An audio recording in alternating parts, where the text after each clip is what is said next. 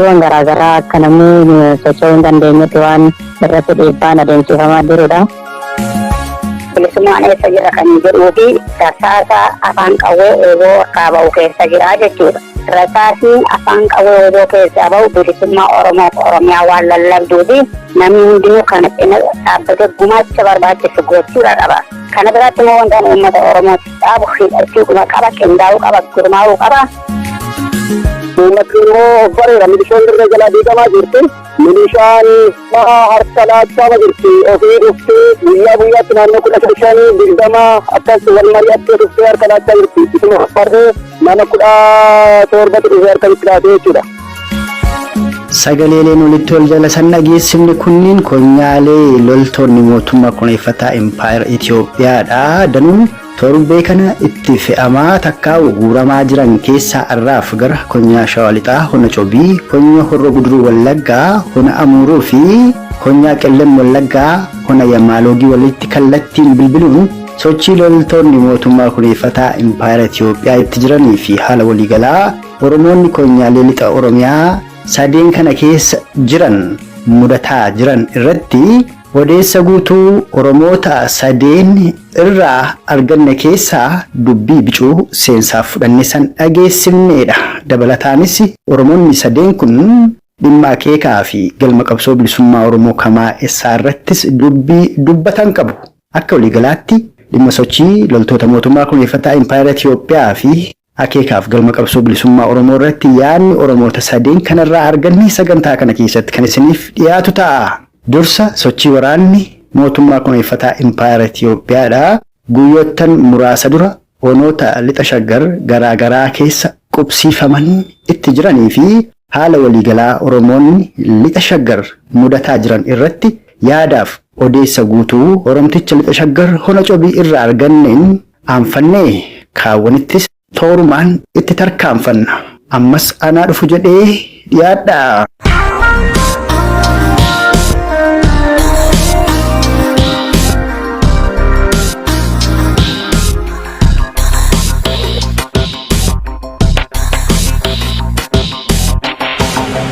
Keenya kana ka dhaga'amu waraanni mootummaa Koloneel Abiyyi waraanni warra bilchiginnaadha hedduun gara lixaatti bobba'e jedhama. Keessumaa immoo onoota lixa shaggar kanneen akka Hona Gindabarat fa'aa, Cobii, Abuunaa Gindabaratti walumaa gala onoota gara lixa shaggar kana kanneen 10 ol ta'an magaalotarra qubachuu achiis onoota godina Wallaggaa ba'aa Horroo Guduruu Wallaggaa keessa qubatuutu himamaa jira. Warri bilchiginnaa kun ammoo onoonni lixa shaggar 10 ka ta'an rakkoo nageenyaa akka qaban godinni Gujiidha. Honni 4 rakkoo nageenyaa akka qabu godinni Gujii ba'aa 6, godinni Booranaas 6, Qellem Wallaggaan 6, lixi Wallaggaadha 4. Walumaa gala konyaalee Oromiyaa 10 keessa onoonni 51 nagaa hin qabanii jedhanii ammoo onoota godina Shawaa Lixaa fi Horroo Guduruu Wallaggaa fi Wallagga Baatamaaf waraanni kun akka bobbaafametti kan dhaga'amu.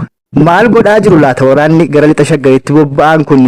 Haalli waliigalaa Oromoonni gamasii keessa jiran maal fakkaata? Meesa kana uummata Oromoof ibsaa. Onoota lixa shaggar kana keessa magaalaa haa ta'u baadiyyaa keessa sochiiwwan garaagaraa akka namni socho'uu hin dandeenyetti waan irratti dhiibbaan adeemsifamaa jirudha. Namoonni bifa gareetiin mootummaan ijaaruudhaan caasaa mootummaa haa ta'u bifa garaagaraatiin uummatatti bobbaasuudhaan namni silaa qotatee jiraachuu akka hin dandeenyee fi barataan illee baratee akka silaa hin dandeenye garee mootummaa kan hin taane walumaa galatti faallaa mootummaadhaa kan ta'e hundayyuu walitti qabanii hidhaa kaan immoo kan danda'an mana faarratti gubaa warra daangaa bosonaarra jiran buqqisaa akkasitti waan akkasii kana gochaa jiranii dhiibbaalee gurguddaatu jira jechuudha. Walumaa galatti gara keessattuu amma gara Amboo kana yoo fudhanne baay'ee ulfaataadha. Magaalaa keessas haa ta'u baadiyyaa keessa namni dargaggeessi tokko walumaa galatti socho'uu hin danda'u jechuudha. Haala ulfaataa keessa jira garri kun. Dhugaa dhagaa onoonni lixa shaggar kun dabalataan giddugaleessa Oromiyaatti garri konyaa Salaalee akkuma lixa Oromiyaa konyaalee Wallaggaa furanii akkasuma Ba'aa Wallaggaadhaa fi Horroo Guduruu Wallaggaa konyaalee Gujii lamaaniif Booranaa haaluma hamaa keessa jira. Amma hin jabaate malee dargaggoonni ammoo erga godina Shawaa Lixaa fi gara Salaalee kana magaalaa gadhiisanii bubbuluutu himama. Ammoo waraanni amma laqe kuni gara baadiyyaatti iyyuu gadi hin deemu magaaluma godina Afaa irratti qubatan baay'inaan jedhamu erga rakkoo nageenyaatu hin jiru ta'e qaama nagaa booressatti immoo jira ta'e qaamni isaan nagaa booressa jedhanoo gara baadiyyaadha jira. Maaliif baadiyyaatti gadi bu'uu dhiisanii magaalaarra taa'anii hawaasa gidirsu laata warri kun? Amma garri isaan gara baadiyyaa baqatanii fi gara baadiyyaa keessallee waan sochiiwwan tokko tokko waan jiruuf gama waraana obootiin kallattii sanarrallee jira dhameeri shakkii kan sodaatan irraan kan ka'e warra faana isaanii ta'e yookaan immoo warra dargaggoota magaalaa keessa jiru kana dhabamsiifne jechuudhaan magaalotatti duulamee magaalaa keessaa dargaggoonni guyyaa guyyaan funaanamanii waajjira poolisiitti guuramaa jiru. Kan sana hojjechaa jiraachuudha. Walumaa galatti namni magaalaa keessa baay'ee shororkaa hamaa tokkoon jiraataa jira. Namni bahee daldaalachuu wantoota garaagaraa godhachuu danda'an jiru. Sodaa qaban irraan kan ka'e magaalaatti deebi'anii jechuudha. Waan biraatii miti. Dargaggoota magaalaa keessa jiraatan kana qabanii guuranii hidhuu, reebuu, sochii waliigalammaa yoo fudhannee magaalonni daldaalallee toora sa'aatii 12tti cufanii galuu eegalanii jechuudha. Suuqii tokko gadi baattee sa'aatii 12 booda argachuu hin dandeessu. Namni karaarra deemuu hin danda'u haala ulfaataa keessa jiraachuudha. Namoonni lixa shaggar kan keessa jiran haala hamaa akkuma duraan gara lixa Oromiyaatti itti dhagahaa turre yookaan immoo gara Gujii fi Boorana irratti dhagahaa turre sun ammallee gara giddu galeessaatti wanti kun bakka bu'uudhaan balaa hamaa namni sodaa jajjabaa keessa dargaggeessi bahee maatii yaaddaa jira hin galamoo hin galuu waan baay'eedhaan namallee miidhaa waan jiraniif waanuma kanaaf magaalaa buufatanii jiranii magaaluma qubatanii jiru jechuudha. Waan takka garri isaanitti sochii baadiyyaatti godhamu kan hin goone magaaluma jiranii jechuudha akka waliigalaatti. Egaa namtichi Fiqaaduu Tasammaa jedhamu qondaaltii OPDO olaanaan duruma duriirraa kaasee warra TPLF'n ijaaramee amma bilchiginnaatti kan as darbe caffeenuma warra OPDO irratti qurxummii gabra keessaa gossuun hin danda'amu. Qurxummii balleessuun barbaachise yoo danda'ame garba sana gossuudhaa jedhee dubbateera. Sanaaf amma waraana bilisummaa Oromoodhaa obbaasuu waan dadhabaniif hawaasa Oromoo fixuu irratti waan xiyyeeffatan hin fakkaatu. Isinis kan isin jettan amma dargaggeeyyii yookaan namoota dammaqiinsa qaban magaalaa keessa jiraniif kanneen Oboon hidhata qabu jedhanii shakkan funaanuu irratti xiyyeeffatanii jettanii kan namichi sun dubbate dhugoomsuudhaaf yookaan hojiitti kuttoo waan deemaa jiran hin fakkaatanii warri kun. Dabalataan ammoo onoota lixa shaggar yookaan magaalota gara lixa shaggar keessatti argaman kam faarratti gochaan ammeenyaa akkasii kun kan inni jabaate. Sirriidha. Waan masalaa namichi sun jedhee wal qabata fakkaata. Haalli deemaa jiru sirrumaa.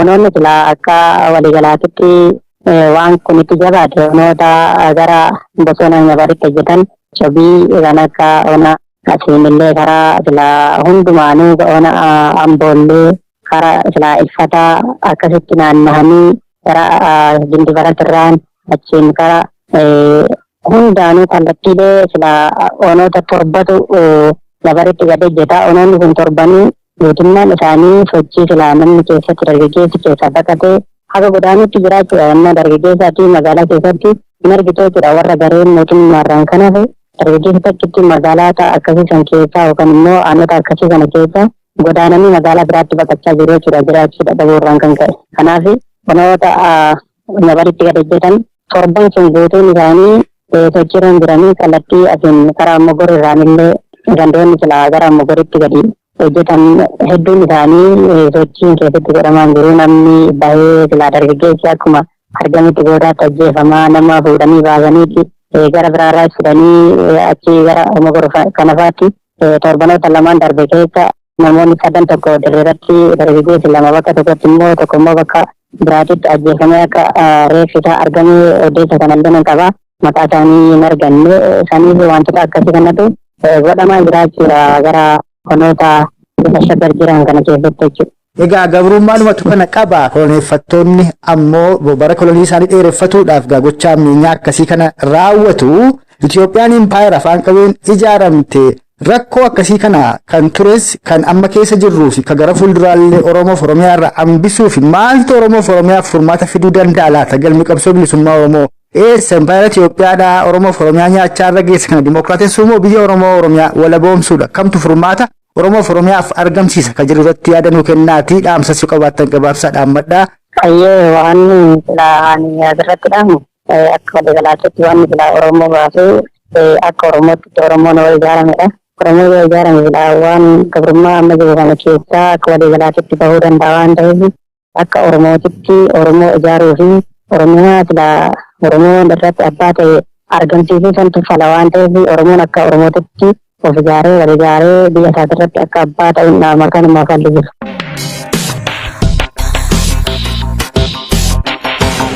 Kan amma dhageessan kun sochii loltoota mootummaa kunuunfataa Impaayera Itoophiyaa tibbana gara godina Shawaa Lixaatti bobba'an irratti odeessa guutuu Oromticha godina Shawaa Lixaa Hona Cobii irraa argannee fi yaadaaf dhaamsa dhimma galmaa fi akeeka qabsoo bilisummaa Oromoo irratti Oromticha Hona Cobii irraa argannee san dhageessifneedha. Kan asaanu odeessaaf yaada Oromticha Konyaa Qellam Wallaggaa Hona Yamaaloogii Walal irraa arganne ta'a. Sunis muuziqaa ce'umsaa kana booda eegala. Turtiin keessan ammas nu faana ta'u.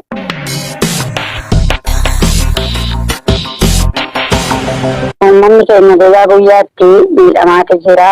Qabeenyi saamamaa, manni gubachaa, harmootiin bireedamaa, rakkina gurguddaa akkasiitu jira jechuudha. Godina Qellem Wallaggaa gandoota Hona Yamaaloogii keessa jiran keessatti waraana poolisootonni addaa Oromiyaa jedhanii miidhaa gurguddaan qaqqabaa jira. Fakkeenyaaf birootota gaafa 14/2021 manni namootaa gubatee jira.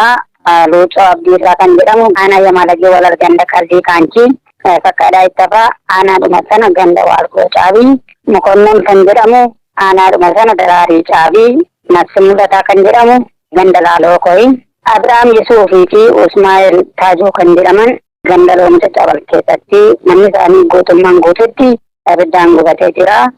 Mana kana yeroo gubaan qabeenya mana isaanii keessa jiru seenanii eega sakatta'anii booda maallaqa bilchaataa moobaayila saatii soolaara uffata haaraadhaa fi kan kana fakkaatan eega saamanii booddee nyaata qophaa'ee jiru mana keessaa wantoota akka dammaa wantoota akka dhadhaa itittuu kanneen kana fakkaatan nyaata qophaa'an hundumaa eega itti fayyadamanii booda qodaa sana gagguuranii caccabsanii manicha guutummaan guutuutti abiddaan barbadeessanii akka jiranidha jechuudha. Inni kan biroon milishooti ganda 18 kan jedhaman aanaa Haawaa Galan ganda 18 jedhama. Ganda 18 kan jedhamu kana yeroo baay'ee gaaffiidha kaasa. Uummattoonni fuula Facebook irratti maaliif gaaffii kaasan akka hubannoo asirraan argatan nan barbaada jechuudha. Ganda 18 kan jedhamu kun bara 1977 bara hongeen Walloo mudate. Mootummaan Dargiidhaa Walloo bakka baraa sanarra qubachiise. Jarreettan kana bulchiinsaafis akka toluufis ta'ee gargaarsaaf akka toluuf jecha lakkoofsa itti kennee gandoota sana waamaa ture. Ganda 1 2 3 5 akka jedhee hanga 1820 moggaaseetu jira. Eega jarri kun irraa gara biyya isaaniitti galanii booddee immoo bara 1997 hongee uummata Oromoo baha Oromiyaa mudateeni mootummaan fidee uummata Harar kana achirra qubachiisee ganda 18 kanarra araddaa lamatu jira jechuudha. Araddaan kanneen Hararii achirra qubatanii araddaan kunis araddaa burqaa jaalalaa fi araddaa burqaa tokkummaa jedhamu. Araddaa lamatu achi qubatee daandiitu gidduu bahee jarreessan kana gargar baasee jechuudha. Milishoonni ganda kana keessa jiran yeroo ammaa kana rakkina humnaa olii miidhaa humnaa olii uummata keenyarra qaqqabsiisaa jiru. Kunis torbanuma darbe kana keessa manni namaa gubanii fi namni manni isaa gubate sun lafa itti galu dhabee achuma goree as goree jira. Haadhi mana namicha kana ammoo ganduma 18 sana maatiin waan ta'eef daa'ima umuriin hin gahin 4 qabdi. Daa'ima kana fudhattee gaafa achitti galtu abbaa manaa kee dhiistee akkamitti beeka jechuudhaan jarri kun safuu aadaa fi duudhaa Oromoo cabsaniiti kan naqanii ishee fuudhanii wanta saalfii hangammaatti walii wajjin jiraatanii. Kana jechuun karaa 21ffaa keessa jirra garuu bara durii bara bineensa adamsanii buluutii fi bara firii mukaa funaananii bulanii wal fakkaata barri wanti milishoonni kun amma gochaa jiranii. Kana jechuun bara sanatti daa'imman dhalatan haadha malee abbaa akka hin beeknedha jechuudha. Kanaafuu maqaa isheetii fi maqaa jara kanaas dha'uun nan barbaachisu ni beeku. Safuu waan cabsuuf jara kana maqaa dha'uu hin barbaadu jechuudha. Gochoonni akkas akkasii kun amma ammaatti keessatti milishoota mootummaan ramade kanaan raawwatamaa jira.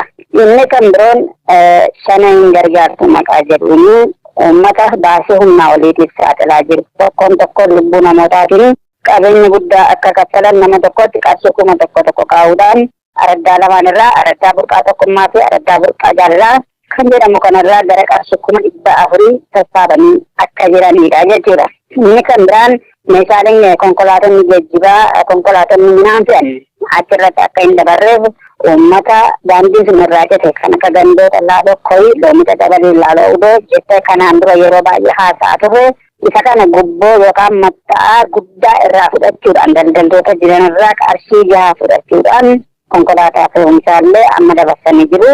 Kanarraa kanas bajaajiin doktordee fi konkolaataan deddeebisaa uummataa kanneen aanaa sadii canqaa hawaa galaan irraa ka'anii ganda sana seenan hanga ammaatti dhorkamanii jiru. Haalli kun adeemaa jira jechuudha gammaadha. Miliishonni naannoo Amaaraadhaa yookaan Liyyuu Haayilii jedhaman kanneen onoota giddugaleessa Oromiyaa fi Konyaa Horroo Guduruu Wallaggaa akkasumas ammoo Ba'a Wallaggaa naannoo Giddaa Ayyaanaa Haroo Limmuu Eebantuuf kabirootti hawaasa Oromoo gidirsaa turan ajjeesaa turani. Qabeenya sassaamaa turan torbee darbe kana keessa immoo godina Qellem Wallaggaa seenaniiru. Miliishonni naannoo Amaaraadhaa Liyyuu Haayil jedhaman seenanis ammoo dargaggeessa Oromoo tokko ajjeesaniiru qabatamaatti jedhama. Humnoonni akkasii kun naannoo Konyaa Qellem Wallaggaa keessatti mul'achuun dhugaadha laata? Kun dhugaadhuma. Wanti nuyi haasaa jirru kun golee Oromiyaa hunduma keessatti raawwatamaa ni jira. Haa ta'u malee yennaa dhibbantaadhaan keenya bakka akkaataa inni ramadamutu wal caala malee wanti kun dhugaadhuma. Jarri kun milishoota humna addaa Oromiyaa akka ta'an sirriidha. Akkuma golee Oromiyaa adda addaa keessatti weerara lafaatiif jecha bobba'anii jiran gara Qellem Wallaggaa keessattis imalanii gara jabina hamaa raawwachuudhaan lammiilee nagaa ajjeesaa jiru. Uffanni isaanii garuu uffata poolisii humna addaa Oromiyaati. Garuu yeroo gootichi waraana bilisummaa Oromoo jarreettan kana ajjeesee booji'ee waraqaa eenyummaa isaanii harkaa fuudhu poolisoota humna addaa Amaaraa akka ta'e mirkaneeffachaa jiru. Kun dhugaadhuma jirudha jechuudha. Ulfaadhaagaa amma poolisoota humna addaa naannoo Amaaraadhaa biyya isii keessaa baatee Oromiyaa seentee qabeenya Oromoo gubdee barbadeessaa hawaasa Oromoo saamaa jirtu kana akka waliigalaatti ammoo loltoota koloneel Abiyyiin milishoota isaan giriirfama Oromoo mudataa jiruuf Oromiyaadhuma ammoo akka biyyaatti biyya godhanii ijaaruuf kolonii impaayera Itoophiyaa jalaa baasuu fi falli maalii jettu dhaamsa waliigalaatti qabdu uummata Oromoof dhaamsa gabaabaa. Tolee, dhaamsi waliigalaa qabnu jijjiirama jedhamee odeeffamaa ture. Yeroo uummanni Oromoo Abiyyi nuuf hin ta'u, dhammaan nuuf hin ta'u jedhee haasa'aa ture.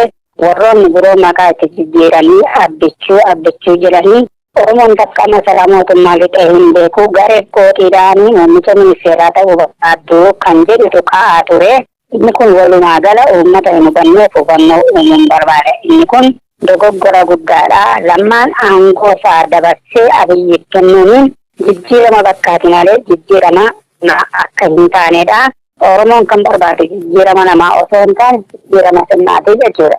Bara Sillaasee dargis kamiyyuu taanaan Oromoon hamma ta'e sektera ta'e irratti ni hojjeta. Garuu fuulduu ishee barbaadan irra ol ba'ee qe'ee irratti murteessu, biyya isaa irratti murteessu hin dandeenye, ofiin of bulchuu hin dandeenye.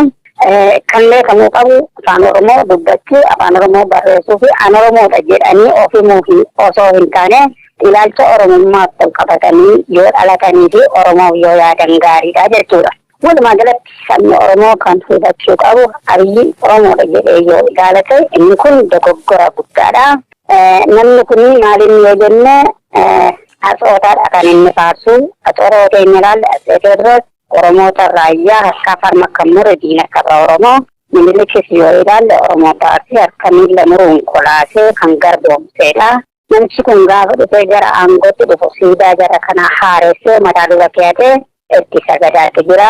Akkasumas Teediroosiin kanneen Oromoota raayyaa harkaa farma mure rifeensa isaa qarshii guddaa itti baasuudhaan biyya Ingilizii gara biyya kanaatti deebisee jira jechuudha. Gochi namicha kanaa eenyummaa isaatiif maalummaa isaa eessa? Kanaaf jechuunsaa uummata Oromoo biratti godaanisa durii sana keessa deddeebi'aa waan jiruufi gochi isaa wanti keessa isaa jiru maal anis akkuma jara kanaan godha waanuma isaa jarri kun godhanii godhana beekaa jechuu isaati. Jarreettan kun Oromoota harma muruu, harka muruu, kolaasuuf kan kanneen kana fakkaataniin beekamu godaannisa akkasii waan godhaniifi inni kunis amma kanan isin godhaa jedhaa waan jiruuf uummati Oromoo kan beekuu qabu. Namni ama bulchaa jiru kun Oromoodha jedhee yaada osoo hin ta'in gocha jarri sun hin godhan nutti deebisa waan ta'eefi ibsa kana ofirraa fonqolchinee mootummaa mataa keenya ijaarannee qe'ee keenya irratti murteessina kan jedhu yaaduu qabaan.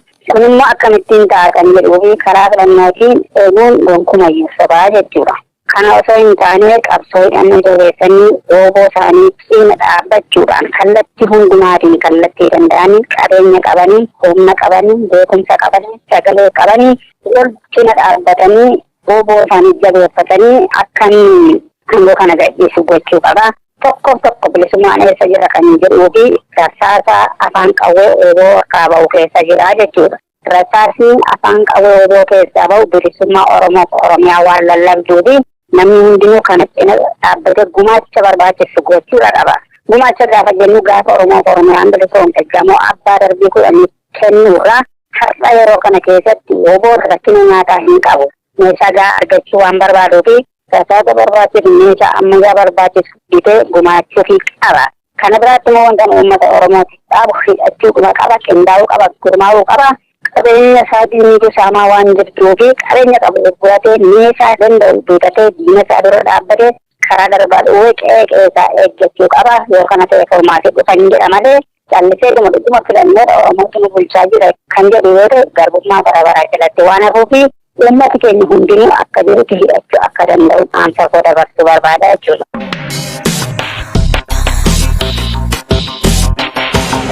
Kun konyaa qellem Wallaggaa hona Yamaalogii walalitti bilbiluun haala hawaasni Oromoo gamu suni keessa jiruu fi gochaalee ammeenyaa akka loltootaaf poolisoota mootummaa kunuunfataa Impaayera Itiyoophiyaa Koloneel Abiyyiin durfamtuun Oromoota konyaa qellem Wallaggaa mudataa jiru. Dabalataanis humnoonni naannoo Amaaraa takkaa liyyuu ayiliin naannoo Amaaraa konyaa qellem Wallaggaa seentee hawaasa Oromoo bidirsaa jiraatu irratti yaada argannee fi dhimma galmaaf akeeka qabsoo bilisummaa Oromoo irrattis yaadaaf dhaamsa Oromticha konyaa qellem Wallaggaa irraa argannee san dhageessifneedha.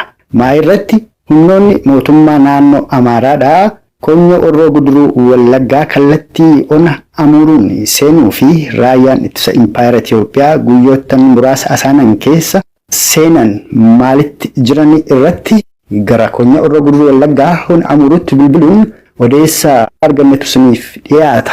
Nufaana ta'a.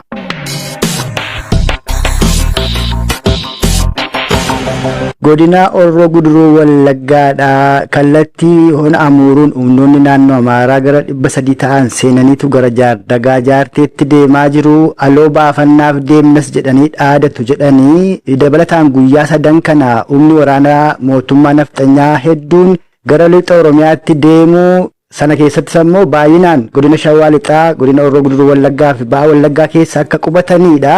Humnoonni mootummaa PP kallattiin Finfinneedha gara godina Orroo Guduruu Wallaggaa seenan jiraatuun dhugaadha. Ammoo warri naannoo Amaaraa irraa seenan jedhaman kuni maal barbaacha dhufan aloo maalii baafatu Oromiyaa keessa seenanii isa kanamee bal'ina isaa uummata Oromoof ibsaa. Egaa mootummaan raafamaa jiru kun waanuma baay'ee yaalii madhamadee waan ta'eef qabdu uummatni immoo of bareera milishoon dirree jalaa diigamaa jirti. Milishaan harka laachaa jirti ofii dhuftee guyyaatti naannoo 15-20 akkas wal mari'attee dhuftee harka laachaa jirti. Isuma barree nama 17 dhufee harka itti laatee jechuudha. Bareedaadha gaamma miseensuma waraana bilisummaa Oromoo obbo Konyaa Orroo Guduruu Wallaggaa keessa sochootu ta'uu keetiin kan hin hubadhe humnoonni amma dhiyeenya kana seenan jedhan kunoo obbo waliin lolatti seenaniiru moo magaalotumarra qubatanii jiru Konyaa Orroo Guduruu Wallaggaa keessa raayyaan ittisa biyyaa guyyaa 3 kana seene jedhamu.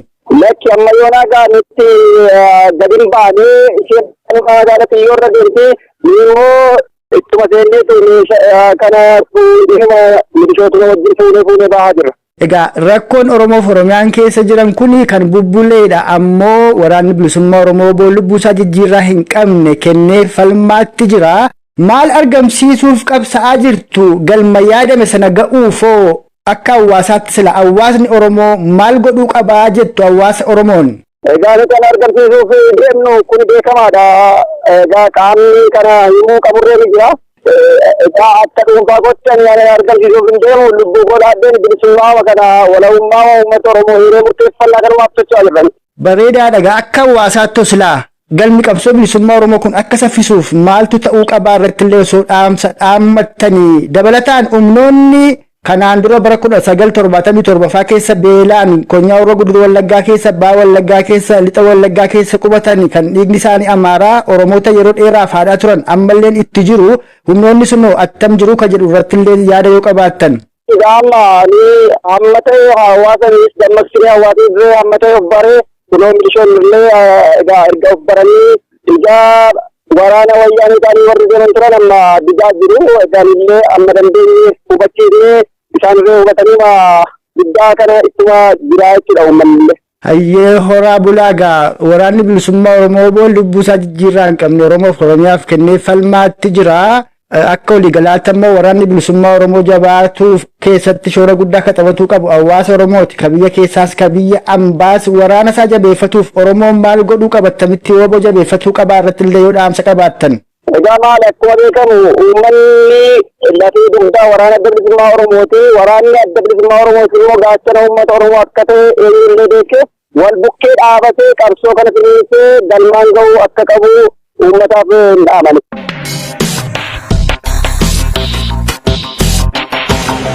Gaaruma hordoftootaaf dhaggeeffattoota keenya jaalatamu kan maa'essa irratti san dhageessifne yaada Oromticha Konyaa Qellem Wallaggaa Hona Amuuruu irraa argannedha.